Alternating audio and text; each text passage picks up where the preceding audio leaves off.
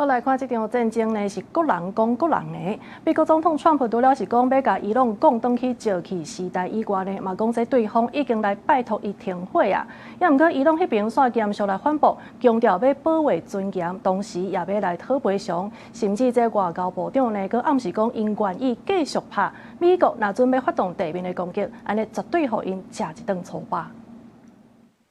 What is the plan to bring them back down? All I have to do is leave Iran, and we'll be doing that very soon. I would say that within 2 weeks, maybe 3, when we feel that they are, for a long period of time, put into the Stone Ages, and they won't be able to come up with a nuclear weapon, then we'll leave.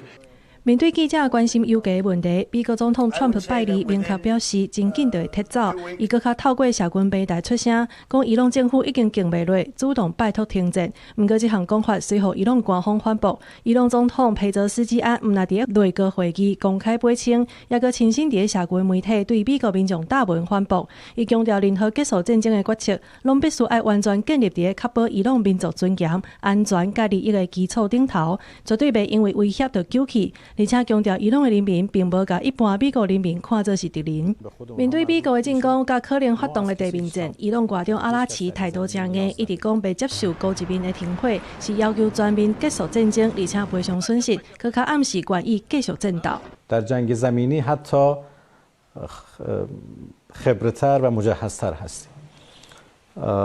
ما کاملا آماده هستیم برای مقابله با هر گونه تهدید حمله زمینی به کشورمون. امیدوار هستیم که چنین اشتباهی نکنه.